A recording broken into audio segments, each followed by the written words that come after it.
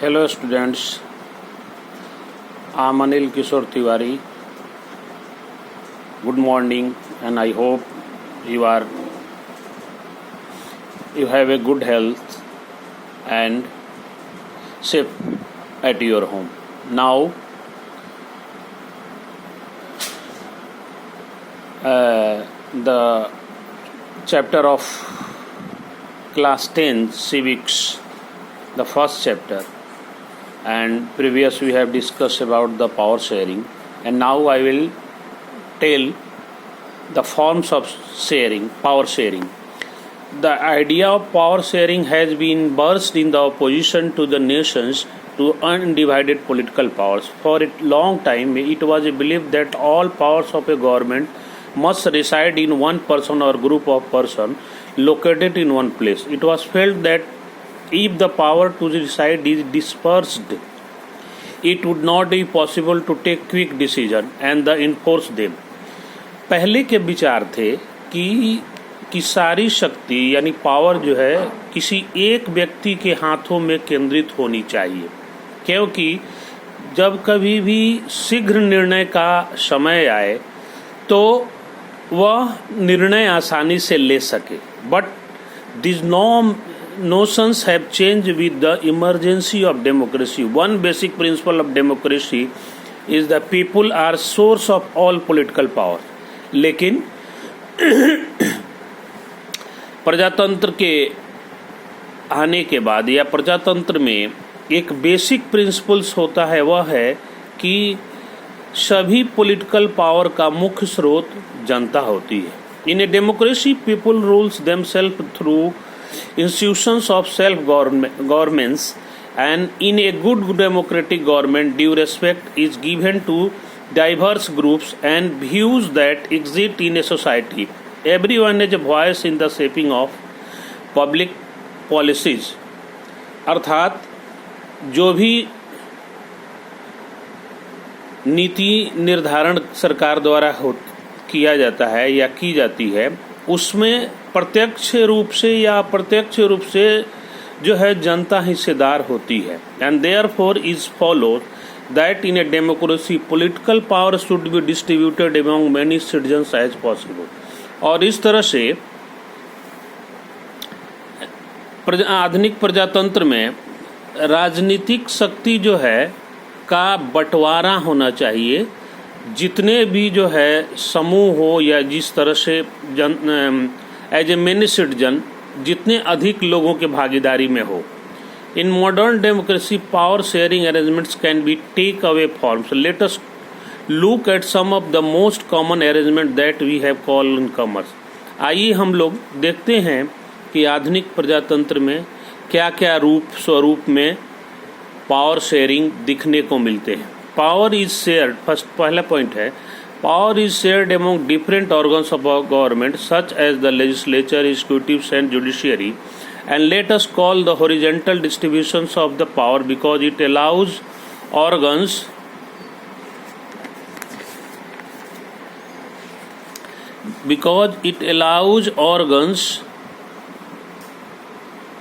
different organs of different places that themselves able to exercise different powers. Such a separation ensures that none of the organs can exercise unlimited powers. Each organ checks the others. This results a balance of power sharing various institutions. Last year we studied that in a democracy even through minister and government official exercise power, they are responsible to the parliament or a state assembly. Similarly, although judges are appointed by the executives, they can check the function of executives or laws made by legislature, and this arrangement is called a system of the check and balance. Check and balance की व्यवस्था होती है, यानी एक तंत्र जो है दूसरे तंत्र पर या एक जो है ऑर्गन्स दूसरे ऑर्गन्स को चेक एंड बैलेंस से काम करते हैं. Powers can be shared among the government of different levels. Power, a general government for entire country of governments are the provision or original level. Such a general government for the entire country is usually called federal government.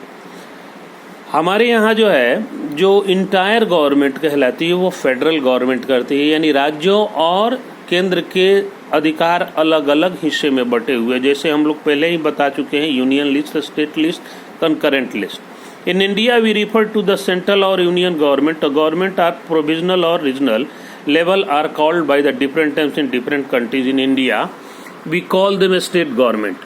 अलग अलग देशों में इसे अलग अलग से नाम से जाना जाता है। And this system is not allowed in all countries. There are many countries where there are no provisional or state government. बहुत सारे ऐसे देश हैं जहाँ कोई प्रांतीय सरकार नहीं है।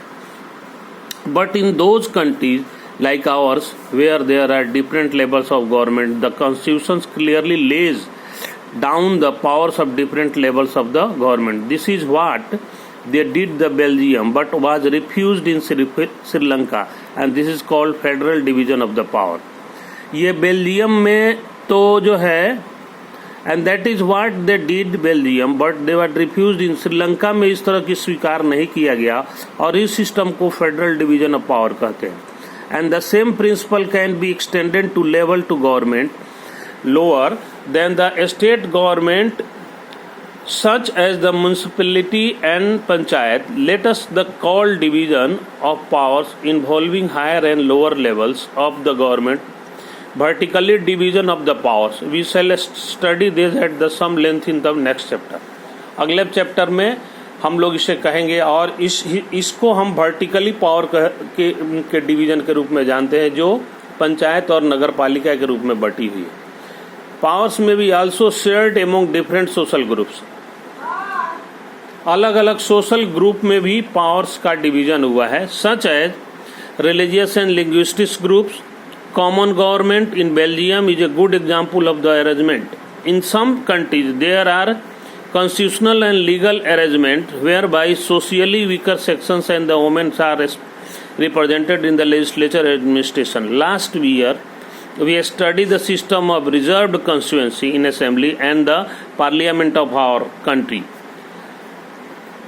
इसी तरह से हम लोग पिछले बार में पढ़े हैं कि रिजर्व कॉन्स्टिट्यूंसी किसे कहते हैं, and this type of arrangement is meant to give a space to the government administration to diverse social groups who otherwise would be feel alienated from the government, and this method is used to give minority communities to fares of a power. In chapter 3 we shall look at various ways of the accommodating social diversities. Social diversities को एक करने के लिए reservation of constituency जो है दी गई है, जो विभिन्न रूप से जो है सामाजिक आर्थिक रूप से जो लोग पिछड़े हुए हैं उन्हें ऊपर उठाने के लिए या उन्हें समाज के समतुल्य लाने के लिए एक अलग से उन्हें प्रोविजंस दिया गया है, जिसे रिजर्व कॉन्स्टिट्यूएंसी कहते हैं। पिछले 9th में तुम लोग पढ़े ही हो, और जिसका अर्थ होता है कि वह सीट अनुसूचित जाति या अनुसूचित जनजाति के लोगों के लिए जो सामाजिक आर्थिक रूप से पिछड़े हैं उनके लिए आरक्षित है। And power arrangements can also be seen in the way political parties, pressure groups and movements control in influence those in power. In a democracy the citizen must have freedom to the choose among various contenders the power. In contemporary democracy this takes the form of competition among the different parties. Power sharing का arrangement जो है अलग अलग रूपों में देखा ना भी जाता है, जैसे पॉलिटिकल पार्टीज के रूप में, प्रेशर ग्रुप के रूप में, और उनके द्वारा किए हुए कार्यकलाप में। In the long run power is shared among different political party that represent different ideology and social groups. राजनीतिक दल जो अलग अलग विचारधाराओं से प्रभावित होकर के बने हुए रहते हैं, उनकी आइडियोलॉजी अलग अलग है, इसमें भी पावर शेयरिंग देखा जाता है। And some this kinds of sharing can be direct when 2 or more parties form an alliance contest election. और कभी कभी दो भिन्न भिन्न विचारों वाली लोग जो है पार्टियां जब मिल करके एक अलायंस बनाती है और इसके तहत जो है चुनाव लड़ती है, इसमें भी देखने को मिलता है। If there alliance is elected, यदि उनके अलायंस निर्वाचित होते हैं, they form a coalition government and the share power, तब वे एक मिली जुली सरकार या कोलिशन गवर्नमेंट बनाते हैं।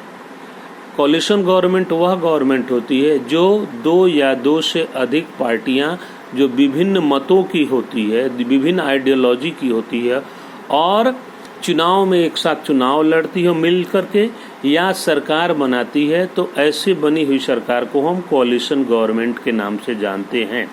We find interest groups such as those of the traders, businessman,